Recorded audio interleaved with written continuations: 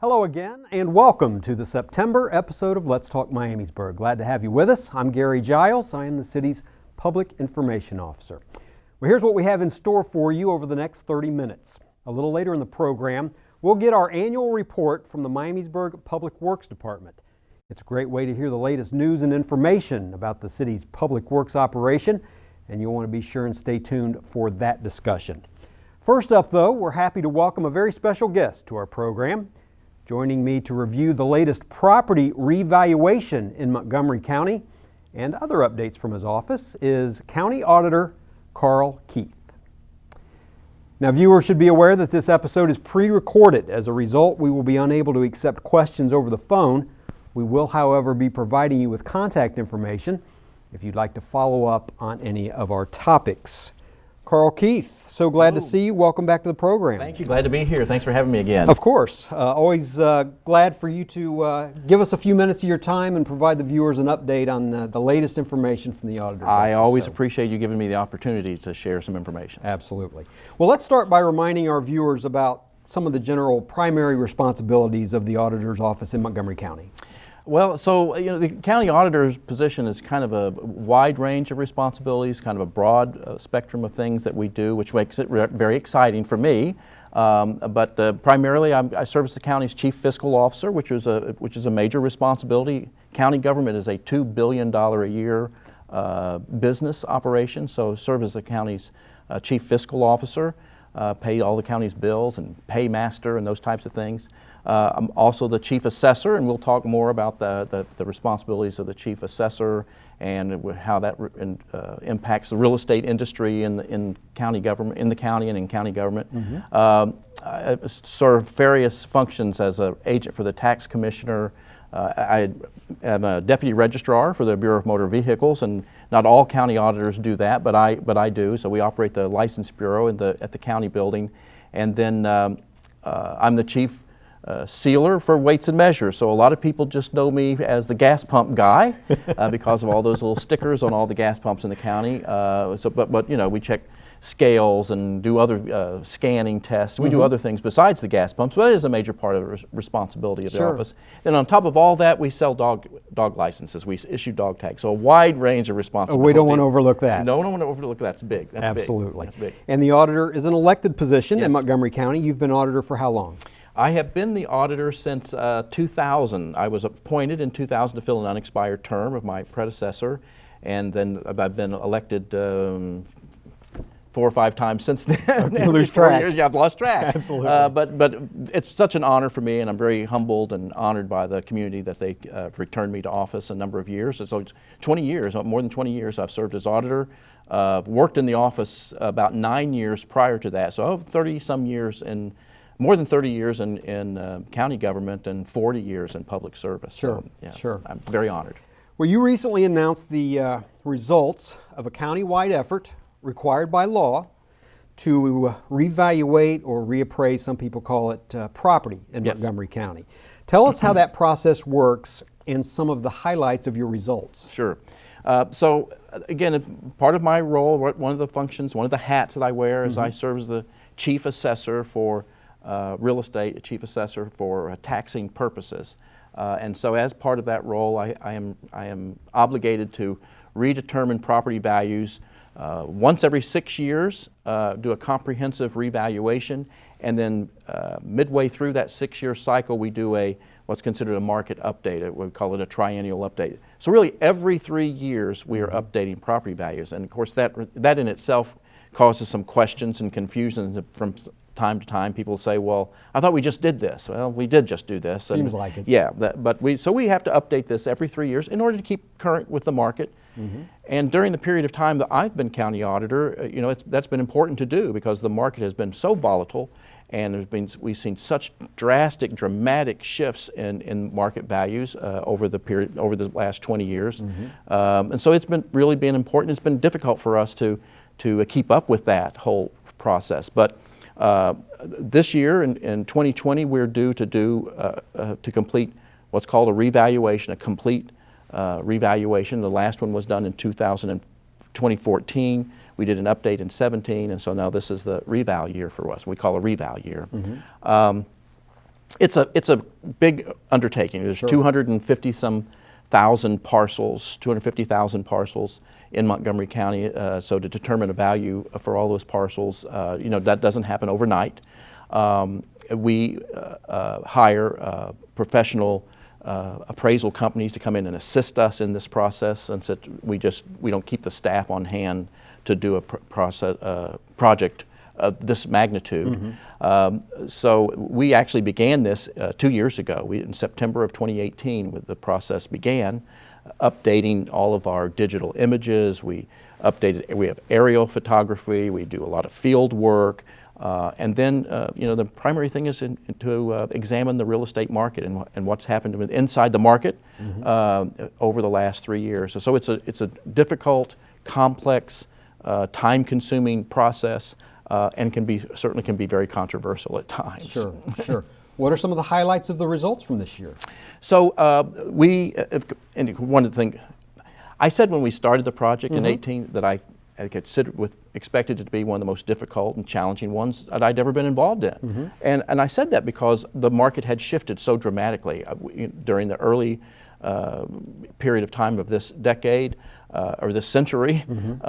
We'd seen values drop dramatically because of the recession and housing crisis. So we'd seen this dramatic drop in values, and now the market is rebounding, and we're seeing values just skyrocketing in many communities. And so just that shift I knew was going to be a real challenge. Sure. What I didn't expect is that we would have an EF4 tornado rip through part of the community and destroy significant property damage through some of our communities. Fortunately, Miamisburg was spared that, but places like Brookville and Harrison Township, Trotwood, parts of Dayton, they took significant damage as a result of that. And then, of course, the pandemic. So now we're dealing with the pandemic and trying to get through this process. So the pandemic has slowed us down a little bit. Sure. Now we've proceeded ahead. I tried to get the state to let us delay this and not even do it this year, but the state said, no, you're required to do this, and so you have to get this done. We've had several people say to us, why are you doing this to us? So we're required to do it. So anyway, we're a little bit behind, but we've submitted our values, we've notified folks. We still haven't got approval from the state yet, so we're still waiting on approval. So these are just tentative results at this time. But overall, we're looking at a 7% increase countywide. It's about $1.2 billion increase in value for the county. That is significant. It's the largest increase the county's realized in 15 years. And it's significant because given the increase, smaller increase that we saw in 17, 4%, and then with a 7%, it almost gets us back to where we were prior to the recession. Almost gets us back to the 2008 level. I was going to say it's nearly a decade ago. Yes, almost back. We've recovered. We lost about $3.5 billion in value countywide, and we've gained back about 3.2. So we're almost back to where we were. Again, these are tentative results. For Miamisburg, the results are even better than that, to be honest with you. Let's put a graphic on the screen to assist you with this. We're going to put our first graphic up there and let you talk us through it. Sure. So yeah, in Miamisburg, you're talking about a 10% increase in total value for Miamisburg. Residential values increase of 9%. The commercial increase of 14, a total gain of $118 million. Now, let me say something about that commercial increase. That is the highest commercial value increase of any city in the county. We've had the New Lebanon and Jackson Township had percentage-wise was a little bit higher than that, but again, they're small communities, and so it didn't take much percentage-wise. But that's significant. That 14% commercial value increase for Miamisburg and Miami Township. Between the Miamisburg and Miami Township, two of the leading places where we've seen commercial increases. But the 10% overall increase is the highest increase for any city in the county as well. It speaks to the real estate market in general. The southern suburbs is where we're seeing most of the value increase. About 56% of the county-wide total increase this year has come from the southern suburbs. So between Miamisburg, Miami Township, Washington Township, Centerville, that's where we're seeing the largest increase in values. And I don't think that comes as any surprise to anyone. We're pleased to have contributed to the positive results in this latest process. Do you think it reflects positively in general terms on the strength of the local economy?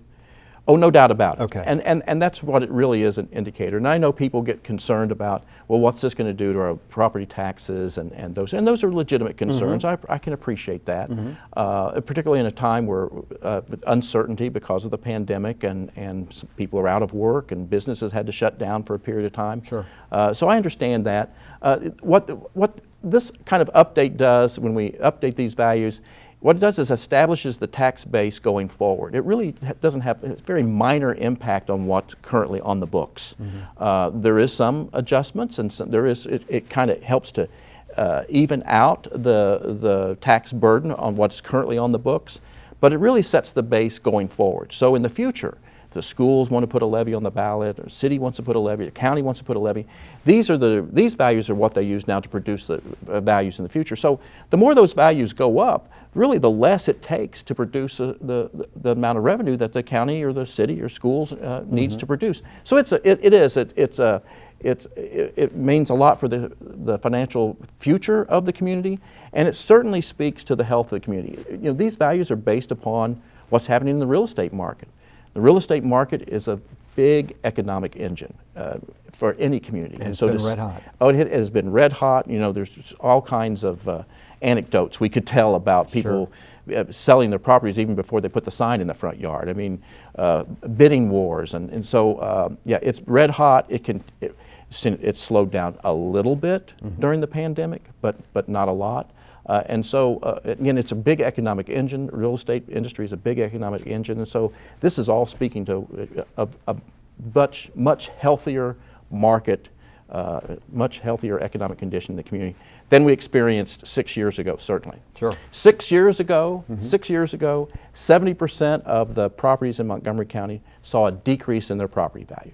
In the middle, we're coming out of the recession, still 70% of properties saw a decrease. With this year's update, 70% will see an increase. What a difference. Yes. What a difference. Yeah. Let's put our second graphic on the screen then. There is an appeals process. You mentioned that property owners have received the results, the tentative results of your revaluation. There's an appeals process that people can participate in. There's some information. Talk us through that. Sure. So while, again, these are tentative results at this point, but still, during this period of time, people have questions, or they don't agree with the value that we've set forward, or they have information that we don't have. Again, we set these values by using mass appraisal techniques, so we haven't been inside anyone's home. This is done from an outside review of their property. So if they have issues and they want to discuss with us, we encourage them to call us. We encourage them to participate in what we call informal reviews, and that number's on the screen. It's 937-225-5096. They can call that number. Normally in the past, and I think when I've been on the show before, we've talked about doing remote locations, and we'd be in sites here in the community. I think we've been at the senior center here in Miamisburg, or at the library over in Miami Township, different places we've been in the area here. So we're not doing any of that this year because of the pandemic. All of our hearings are being done virtually. But the good thing is you call that number and they can schedule you an appointment like almost right away, sometimes the day of the call. So call that number, 937-225-5096 if you have questions or you want to talk with one of our appraisers, and we'll be happy to help you. One of the many adjustments, I'm sure, that have been related to COVID-19 with your office. We've just got about a minute left. What other adjustments have you had to make because of the coronavirus? Well, we pretty well shut our office down for several weeks, and so we stopped doing weights and measures inspections for a period of time. Our field work our field work part of this process we put on hold. We suspended for a while. Border revision hearings we are in the middle of border revision hearings. We're doing all of those virtually, and so the informal reviews we're doing virtually. So that's been a big change. The License Bureau was closed for almost 2 months, but it is back open. But we've had to put in glass shields and those types of things throughout the offices. Sure. We had 22 customer-facing counters in the auditor's office, so we had to put up shields and things like that around them. And so it's been difficult. It's hard to try to do a lot of Zoom meetings and conference calls and things like that. So it's hard, like the rest of the world. But talk about the real estate market if I can for just a minute. one of the things that was identified as an essential service was the real estate market, and wanted to keep this market moving. It's so important to the community. So our deed transfer desk, where properties transfer, we continue to transfer deeds all through the pandemic. We have a drop-off box. The office itself is closed. We have a drop-off box, and we had staff. We were rotating in and out of the office. So every day we were transferring 70, 80, sometimes 90 property transfers a day. And since then we've done 100, one day we had 156 transfers that we've done. So even during this pandemic, the real estate market has continued to be healthy. Sure, no slowdown at all. No slowdown. Well, let's give the viewer your website address so they can follow up on some of this stuff and check out that material. Yeah, it's mcreval.org, so they can go onto our website, www.mcreval.org, and schedule an informal review themselves. They can do that themselves, again, or call that number, 937-225-5096. How about the General Auditor's website? That's easier. It's mcauditor.org. Okay. mcauditor.org. Karl Keith, Montgomery County Auditor, joining us here on Let's Talk Miamisburg. Thank you again for being with us. Thanks for having me. Appreciate it. Okay, we're going to take a 60-second break. Stay with us. We'll be right back.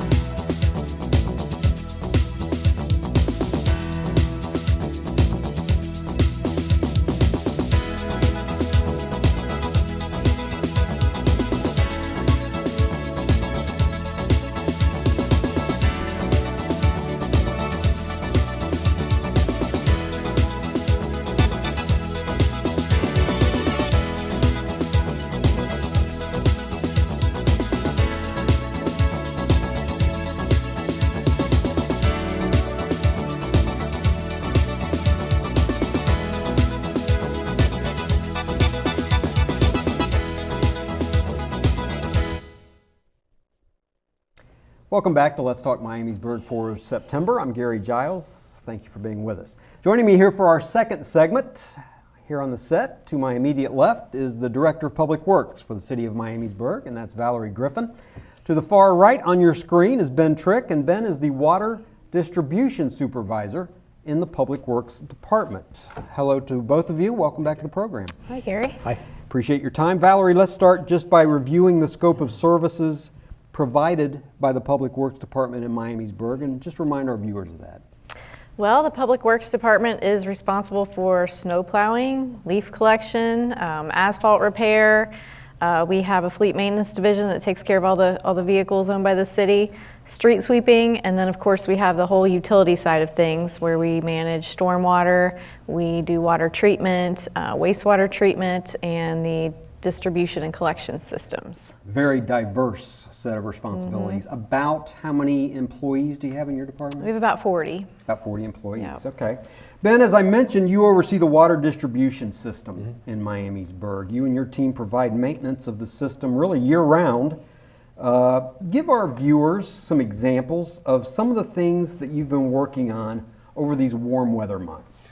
Well, besides just doing maintenance on and being reactionary to problems that occur, Sure. a big focus in my department over the past couple of years has been preventative maintenance. Okay. So fire hydrants, valves, things like that. Having programs in place to rebuild things and exercise the valves, things like that before problems occur. So with an aging infrastructure like many municipalities like ours face, being preventative is very important as opposed to just being reactionary. So fixing leaks and when the road blows up, things like that, that is part of what we do, but trying to cut budget costs and rebuilding aging parts to our infrastructure, valves, hydrants like I mentioned, we are really into that now. So valve insertion to isolate crippled parts of our water infrastructure to better control them, so our residents and businesses don't experience outages like that. So those are things that we're kind of into right now. Sure, avoiding later problems. Yes, that's the goal. Yeah. And Gary, something else we've been working on this summer, an initiative that our department's taking is to build the city's GIS database. So members of the public might see people out in the streets with some antenna equipment collecting data points all over town. So we're tracking when we replace valves, when we replace hydrants, all of that will be tracked in the system. We can see just how old they are, and it will help us plan for the future when we have capital improvement projects later on. New technology. Yep. Terrific, terrific. We're going to talk a little bit more about new technology in a little bit. Ben, when water mains do break, when water main, which can happen year-round, Yes. your team springs into action. Sure. Now, what are some things that you'd like to remind residents about who are affected by a main break? So I guess first and foremost, if you were to happen to see water running down your curb line or something like that, Gary, just you can call 225-HELP if it's after hours. So on the weekends or after 3:30 on a standard Monday through Friday day, that will alert police dispatch to call myself or somebody in our building to react, to respond. So the quicker we're alerted of an issue, of course, the quicker we can respond to it, and thus, hopefully, like I said, not disrupt service to residents or businesses. But if that is mandatory, then we can minimize the time that happens. And then if they are under a boil advisory, of course, that's going to take some disruption to your life. Yeah, so anytime we depressurize a water main, so pretty much if we can't fix it live, meaning there's water spraying everywhere and stuff like that, Sure. if we have to shut it down to cut out a section, to splice something back together, then we do have to issue a boil notice. So anytime that does happen, we will let you know individually. We'll tag your door. Someone will make contact with you in some way. And once that advisory is lifted, that precaution is lifted, someone, myself or one of my employees will come out and let you know as well. How about some general customer service type of tips that you run across in your everyday life that residents have questions about when it comes to water service? So besides just fixing the stuff that blow up, and something, the things that blow up, the most important thing we do is deal with our residents. So customer service, whether it's why your usage has increased on your bill, and we can get to that maybe a little bit later too when we talk about technology. But just dealing with folks, trying to help folks troubleshoot why my cold water is working but my hot water isn't. Maybe we can help just as a service, even though we're not licensed plumbers technically, but we can help with our knowledge, help residents to maybe eliminate the need for a plumber, to try to help folks troubleshoot things. So it's dealing with people that have maybe cloudy water, which is indicative of maybe air in their lines, or why is my pressure low, and things like that aren't really an issue with what the city maintains, but as good stewards of the city, we want to try to help folks try to figure things out. Miamisburg has traditionally taken its role as a public utility very, very seriously, and City Council has taken that very seriously, that role as well. Valerie, the department is working toward a significant technology upgrade to water meters in the community. Tell us what's in the works and why it's important. Well, Gary, coming off of this massive water and sewer infrastructure project that we just got done with our plants and with replacing some of the transmission mains, now we're looking at what's next in the future. We want to keep our system fresh, we want to keep things moving, we want to keep things updated as much as possible. So one of the things that we are in the planning stages of right now is upgrading the technology for our utility reading system. So many of our meters are older. We do replace them as needed, but we haven't done a mass water meter replacement program in a long, long time, maybe not ever. So this project would allow us to replace all the residential and commercial water meters at once and bring those up to standard, a higher standard than what they are today. They're multi-jet, the new ones are multi-jet meters, are a little bit more precise than some of the things we've had in the past. Okay. And all of this is really in an effort to move to monthly billing, because we know our residents would prefer to have monthly billing. We currently do quarterly billing, and it is kind of hard for people to manage sometimes getting that quarterly bill. It seems higher. Sure. So we're hoping to move to monthly billing, but in order to do that, we need to have better meters and we need to have better technology. So all of this is in an effort to do that, and also put some of the ability in the residents' hands to be able to get on an online portal and manage their utility use a little better. So they'll be able to log on, see what their readings are, more than once a month or once a quarter, they'll be able to do that a lot more frequently. They can check it themselves online, and that's not a capability they currently have, correct? Correct, yes. We have an example of what one of those meters might look like. Ben, why don't you hold that up for our viewer and show them what a water meter looks like. Valerie, give us a time frame that this process may begin, and then how long it may last. Well, we were hoping to start it in the spring, and as you know, we had some delays because of the COVID issue. So we are going to go out with an RFQ to some consultants and seek some help with design on this project. And once we move forward after the selection process and get a contractor and get a consultant on board, the whole project will probably only take a half a year to implement. It'll be pretty quick. So we were hoping to do that this year, and now with the delays, it's probably going to get moved into next year, but that's the plan. The way the meters are actually read, describe how they're read now, and then how they will be read by your staff with the new meters. You want to talk about that? Yeah, so what we do now, Gary, and I'll try to be quick, about half the meters in town we can drive by and collect readings with via radio frequency. The other half we have to walk and manually touch and probe the lids on those. So as you can imagine, with almost 8,500 or so meters, that takes quite a bit of time. This is an example, like you said, of a meter that we're considering for this upgrade.